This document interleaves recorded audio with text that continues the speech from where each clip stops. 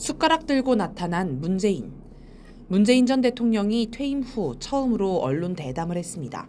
지난 10일 한겨레가 공개한 대담 내용에 많은 이들이 관심을 보였습니다.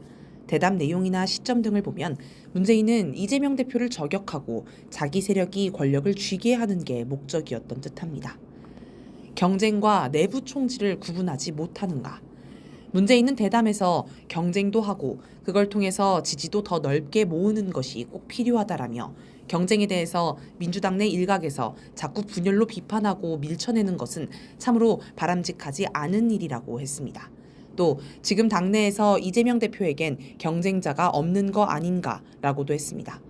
문재인의 주장은 결국 이재명 민주당이 지금 경쟁을 허용하지 않고 있다는 것입니다. 민주당 내에서 자유롭게 경쟁이 허용된다고 생각하면 굳이 저런 이야기를 언론에 할 필요가 없습니다. 다시 말해 이재명 세력이 민주당을 장악하고 경쟁 세력을 모두 밀쳐낸다고 주장하는 것입니다. 문재인의 주장은 이재명이 당 내에서 파쇼 독재를 한다는 말인데 이건 윤석열, 국힘당, 검찰, 조중동 등 내란 세력이 이재명을 공격하는 논리와 똑같습니다. 예를 들어 지난해 이재명이 당대표 연임에 도전하자 신동우 국힘당 원내 수석대변인은 독재의 서막이 될 것이라고 공격했습니다. 김순덕 동아일보 대기자는 칼럼에서 제왕적 당대표 이재명의 여의도 독재라고 비난했습니다. 문재인이 윤석열 내란 세력과 똑같은 논리로 이재명을 공격하는 건 스스로 내란 세력과 보조를 같이 하고 있다고 폭로한 것이나 다르지 않습니다. 대담 시점을 보면 아마도 문재인은 유시민 전 노무현 재단 이사장이 이른바 친문 세력을 비판한 것을 의식한 듯합니다. 김경수 전 경남지사는 1월 29일 이재명을 겨냥해 칼끝이 우리 안의 다른 의견과 다양한 목소리를 향해서는 안 된다. 일극체제, 정당 사유화라는 아픈 이름을 버릴 수 있도록 당내 정치 문화를 지금부터라도 바꿔나가야 한다라고 지적했습니다.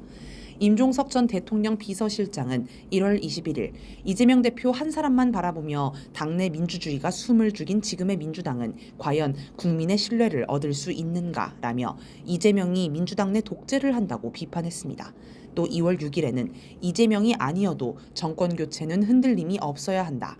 이재명이 국민 다수의 마음을 얻지 못한다면 이재명 자신을 재단에 바쳐서라도 반드시 정권 교체를 완수하겠다는 사직생의 각오를 가져달라라며 대선 주자 교체를 주장했습니다. 김부겸 전 총리는 1월 24일 계속 강공 일변도로 간 데 대한 국민적 피로감이 있는 것 같다라며 한덕수 총리가 여러 의혹도 사고 있지만 그래도 국정 운영의 한 축으로서는 역할을 하려고 했는데 민주당이 여유를 좀 가지고 대통령 권한대행한테 기회를 줬더라면 이라고 하여 이재명이 한덕수를 탄핵한 게 잘못이라고 비판했습니다. 김동연 경기도지사는 1월 28일 지금 일사불란하게 움직이는 게 중요한 게 아니라 다양한 목소리가 당내에서 나와야 한다라며 민주당 안에서 제대로 된 민주주의 역량을 갖추도록 해야 한다라고 해 마치 지금 이재명이 민주당 내에서 독재를 하는 것처럼 표현했습니다.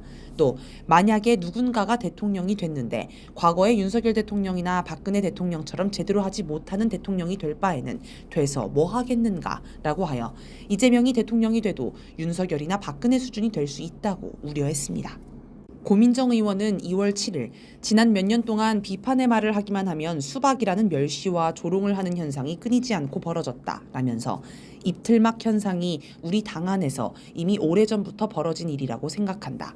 이 대표가 윤 대통령만큼 폭압적이거나 폭력적이진 않아서 다행이지만 그 현상은 크게 다르지 않다라며 이재명을 윤석열과 비교했습니다. 이처럼 갑자기 쏟아지는 친문 세력의 이재명 공격을 두고 유시민은 5일 대권을 노리는 사람들이 이재명은 안 된다고 계속 얘기하고 공격하면서 자기가 그 자리를 대처할 수 있다고 주장하지만 지금은 내란 세력의 준동을 철저히 끝까지 제압해야 하는 비상시국이라면서 그 조건에서는 우리가 평소에 쓰는 정치 문법으로 하면 다 망한다라고 했습니다. 그러면서 지금 막 튀어나온 사람들은 너무 전략을 잘못 짜고 망하는 길로 가는 것이라고 했습니다.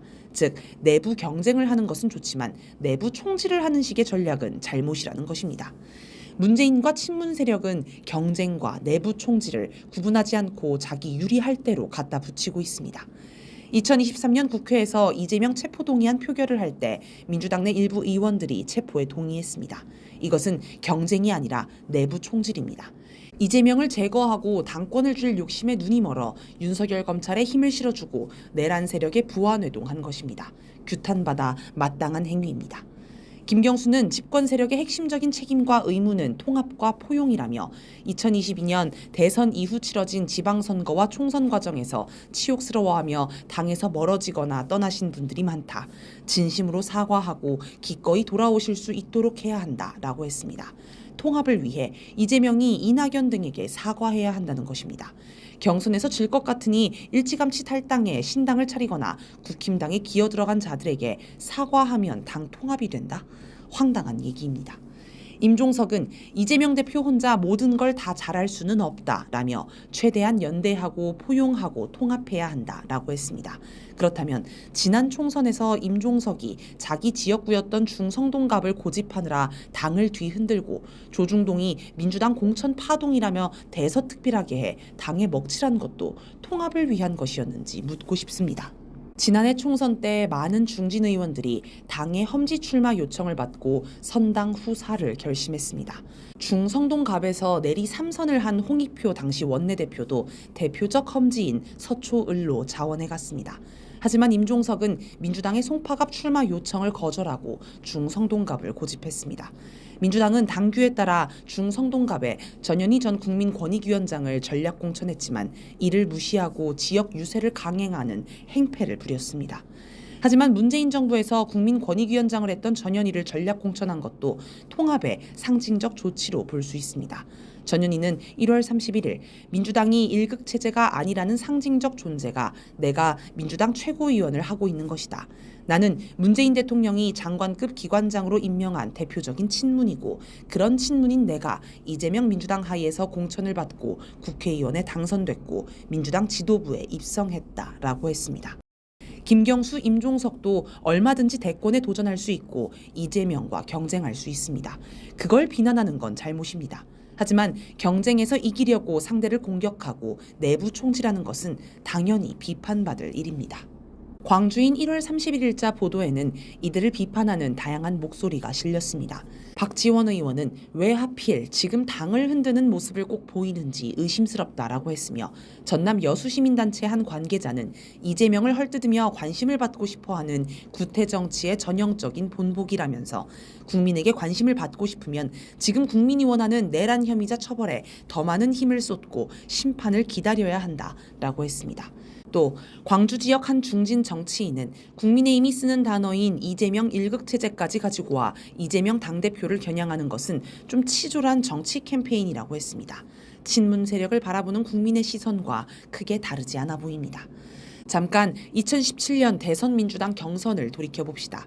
문재인이 57.0%로 압승하고 안희정 당시 충남도지사와 이재명이 2위 다툼을 해 각각 21.5%, 21.2%로 박빙 승부를 펼쳤습니다. 당시 이재명은 경쟁이 아닌 공격을 했습니다. 없는 말을 지어내거나 인신공격을 한 것은 아니었지만 경선 기간 내내 마치 적을 대하듯 공격적인 어투로 문재인을 몰아세웠습니다. 그래서 문재인 지지자들은 물론이고 중립적인 당원들까지 등을 돌리게 했습니다. 시간이 흘러 2022년 대선 당시 이재명은 2017년 경선 지지율에 취해 살짝 마음이 흔들렸다. 과도하게 문재인 후보님을 비판했다. 두고두고 마음의 빚이었다. 라며 친문 지지자에게 사과했습니다. 어느 정도 지지율이 나오자 혹시 대선 후보가 될 수도 있겠다 싶어서 과도하게 선두주자를 공격했다는 것입니다. 지금 김경수, 임종석이 이걸 그대로 재현하고 있습니다. 경쟁과 내부 총질을 구분 못하고 내부 총질을 경쟁이라 우기는 것은 지능이 매우 낮거나 진실을 호도하는 교활한 행위입니다. 이재명이 국회 담을 넘을 때 문재인은 무엇을 했나? 문재인은 민주당의 다음 과제는 기필코 조기 대선에서 정권을 되찾아 오는 거라면서 그게 지금 민주당에 주어진 하나의 역사적 책무라고 생각한다고 했습니다. 김경수, 임종석도 차기 대선에서 민주당이 집권해야 한다고 주장합니다. 만약 이들이 진심으로 민주당 집권을 위해 충언, 고언을 하는 것이라면 지금과는 태도가 달라야 합니다. 이재명은 12.3 내란 당시 윤석열의 계엄을 막기 위해 목숨을 걸고 싸웠습니다. 계엄군이 지키는 국회 담을 넘으며 유튜브 생중계를 통해 국회로 모여달라고 국민께 호소했습니다. 그리고 국회에서 계엄 해제 요구 결의안을 통과시키고 윤석열을 탄핵하기까지 민주당을 지휘했습니다. 그러면 문재인은 과연 무엇을 했습니까? 문재인은 전임 대통령으로서 곧바로 서울로 빨리 가야 할 것 같고 가서 민주당 국회의원들과 함께 행동하거나 긴급하게 외신 기자회견이라도 해야겠다. 하다못해 무슨 농성이라도 해야 하는 건가 이런 고민을 했어요 라고 밝혔습니다. 그러나 고민만 하고 말았습니다. 아무것도 하지 않았습니다. 계엄 당일에야 국회가 신속하게 계엄을 해제시켜서 그랬다 쳐도 그 이후에 윤석열 탄핵까지는 뭐라도 할 수 있지 않았을까요? 전직 대통령은 아무 권한도 없는 민간인인데 뭘 할 수 있냐고 반박할 수도 있을 것입니다. 하지만 국회 앞에서 계엄군과 싸우고 탄핵 때까지 국회를 지키며 밤을 새운 국민들도 모두 아무 권한이 없는 민간인이었습니다. 어린 학생부터 노인까지 각계각층이 계엄 철폐와 윤석열 탄핵을 위해 힘을 모았습니다. 75세의 도올 김용옥 선생도 민간인이었지만 유튜브 방송으로 윤석열을 강력히 비판하고 촛불 집회에 참석했습니다. 문재인도 12.3 내란 직후부터 방송에 나오거나 유튜브 방송을 하거나 집회에 참석하거나 했으면 어땠을까요? 상당한 영향력이 있었을 것이며 국민이 이를 모두 기억할 것입니다. 민주당 집권에도 도움이 되었을 것입니다. 하지만 문재인은 어떤 것도 하지 않고 그저 고민만 했다고 합니다. 우리 국민은 모든 것을 지켜보고 있습니다. 은박지 담요를 뒤집어 쓰고 눈보라를 맞아가며 며칠 밤을 새워 싸우면서 윤석열을 구속했더니 이제 와서 숟가락 들고 나타나 밥상 앞에 앉는 이가 누구인지 다 압니다. 또 문재인은 윤석열을 검찰총장으로 임명할 당시 4명의 후보 가운데 윤석열이 유일하게 검찰개혁을 지지했다면서 윤석열에게 속았다. 검찰총장 임명을 후회한다고 했습니다. 문재인도 속았지만 그때는 국민도 윤석열을 지지했고 또 국힘당은 윤석열을 반대했습니다. 문제는 그 이후입니다. 검찰총장이 된 후 윤석열은 검찰개혁을 가로막으며 문재인 정부를 뒤흔들었습니다. 추미애 장관과 전면전을 펼치기도 했습니다. 추미애는 윤석열의 난동을 멈추게 하기 위해 2020년 12월 16일 정직 2개월 징계를 했습니다. 이에 윤석열이 법원에 효력 정지를 신청해 일시적으로 효력이 정지됐습니다. 그러자 문재인이 2021년 1월 18일 기자회견에서 윤석열은 문재인 정부의 검찰총장이라며 윤석열을 감싸고 돌았습니다.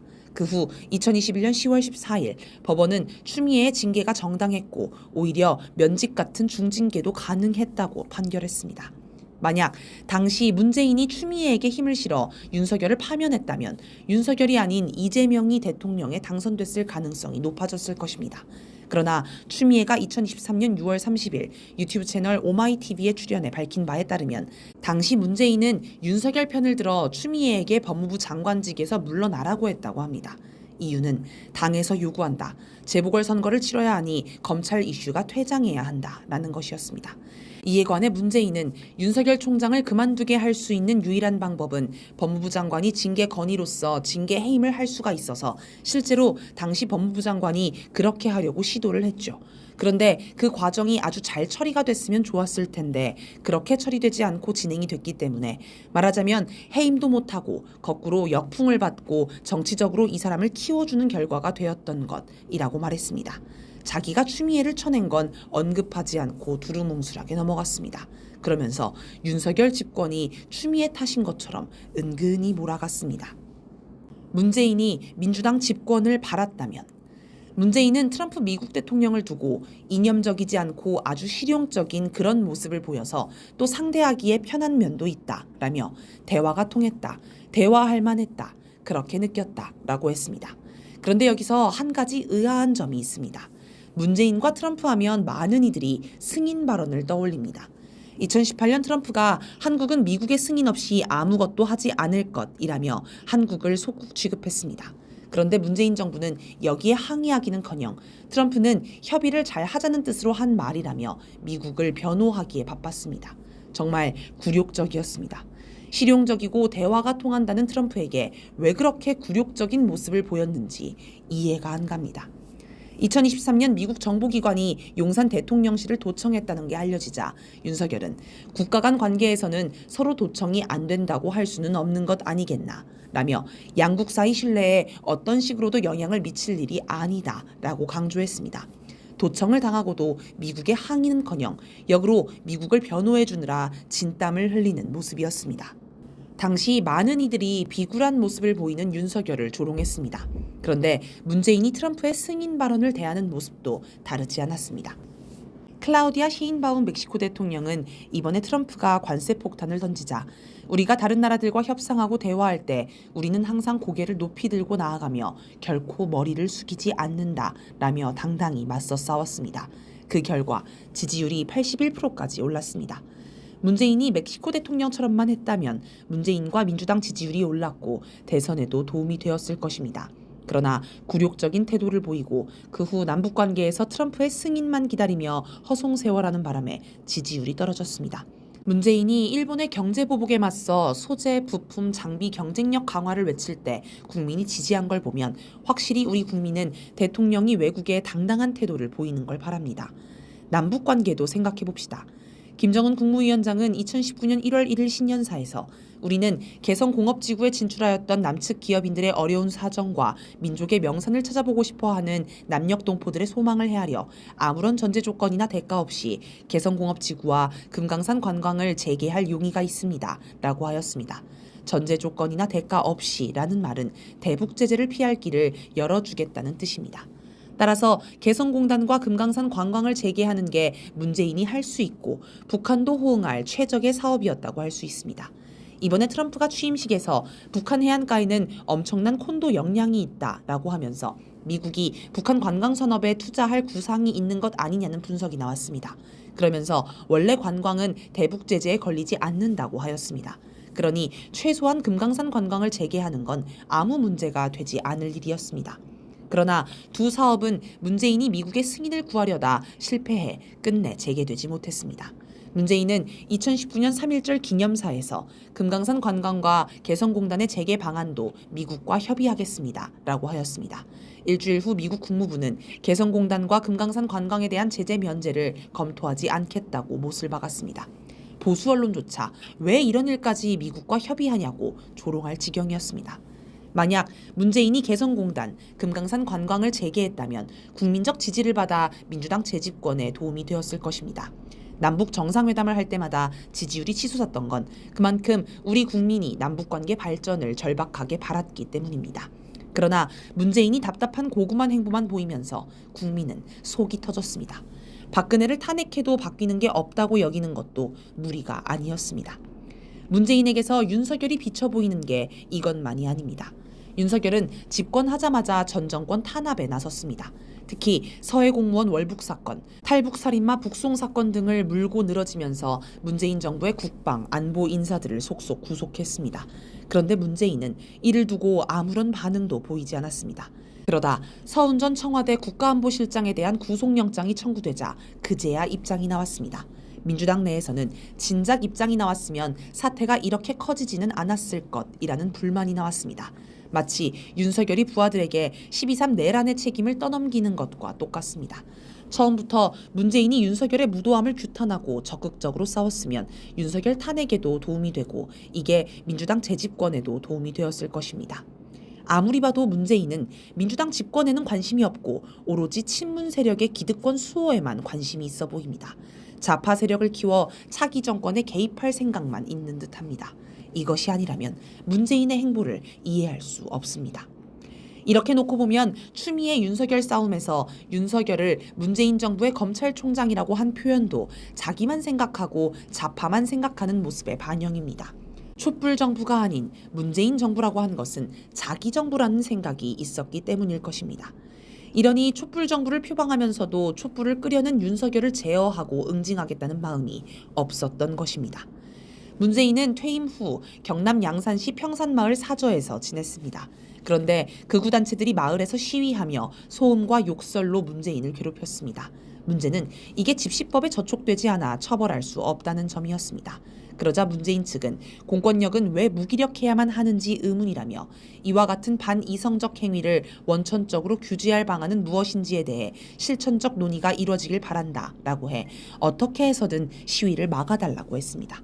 그런데 사저 앞 시위보다 훨씬 큰 규모의 극우 시위가 문재인 임기 내내 광화문과 서울시청 일대에서 열렸습니다. 이 때문에 주말만 되면 시민들이 큰 고통을 겪었고 정부가 나서서 이 문제를 해결해 주기 바랐습니다. 하지만 문재인은 자기가 직접 피해를 보지 않아서인지 이 문제에 신경도 안 쓰다가 퇴임 후 자기가 당하니 그제야 법을 바꿔서라도 해결해 달라고 한 것입니다. 남이 당할 때는 모른 척하다가 자기가 당하면 발끈하는 내로남불 태도는 문재인과 친문 세력에게서 쉽게 찾아볼 수 있습니다. 2017년 대선 경선 때 문재인 열성 지지자들이 문재인을 비판하는 정치인을 비방하는 댓글로 게시판을 도배하고 악담을 담은 문자 폭탄을 던져 논란이 된 적이 있습니다. 문재인이 직접 나서서 자제를 부탁해야 하지 않느냐는 지적에 문재인은 그런 일들은 치열하게 경쟁하다 보면 있을 수 있는 일들이다. 우리 경쟁을 더 이렇게 흥미롭게 만들어주는 양념 같은 것이었다고 생각한다 라고 말해 논란을 키웠습니다. 양념 발언에 비판이 쏟아지자 부랴부랴 다음날 유감을 표하기는 했지만 그 뒤로도 열성 지지자의 과도한 공격은 사라지지 않았습니다. 문재인이 자제를 시키지 않았기 때문입니다. 임종석은 지난 9일 친문 세력이 인격적 공격을 당한다며 이재명을 향해 말로만 하지 말고 생각이 다른 사람들이 민주당의 주인의식을 가질 수 있도록 리더십을 발휘해주기 바란다 라고 했습니다. 이재명이 나서서 친문 세력을 공격하지 말고 친명 세력도 자제시키라는 것입니다. 그런데 문재인 표현을 빌리자면 이재명 지지자들이 경쟁 세력인 친문 인사들을 비난하는 것도 양념 같은 것이니 뭐라 할 게 아닙니다. 문재인은 되고 이재명은 안 되는 건가요? 그때는 괜찮고 지금은 문제인 건가요? 자기가 당권을 쥐고 있을 때는 되고 당권이 없으면 안 되는 건가요? 이런 문제가 발생하는 근본에는 국민 대중의 요구를 주권자의 요구로 보지 않고 양념으로 생각하는 데 있습니다. 대중 중심이 아니라 자기 중심인 것입니다. 밥상에 숟가락 얹으려는 속셈. 김경수, 임종석, 김동연, 김부겸, 고민정 등 친문 세력이 마치 약속이라도 한 듯 일제히 이재명 민주당을 공격하면서 민주당 내 논란과 갈등이 커지자 문재인이 등장했습니다. 친문 세력이 자행한 이재명 민주당 공격의 배후가 문재인임이 드러난 것입니다. 눈보라 속에서 다들 고생하며 밥을 지을 때는 방 안에서 구경만 하다가 밥이 익는 게 눈에 보이는지 이제야 나와서 숟가락 들고 퍼먹기만 하려는 속셈이 너무 빤히 들여다 보입니다. 빨리 밥상에 숟가락을 얹지 않으면 밥을 못 먹을 것 같은지 마음이 급해 보입니다. 문재인은 윤석열 정부를 탄생시켰다는 것에 대해서 우리 정부 사람들은 물론 내가 제일 큰 책임이 있을 테고 그에 대해서 우리가 자유롭지 못하다고 생각한다 라고 했습니다. 이 말이 진심이면 입을 닫고 있든지 아니면 국민들의 투쟁에 동참해야 할 것입니다.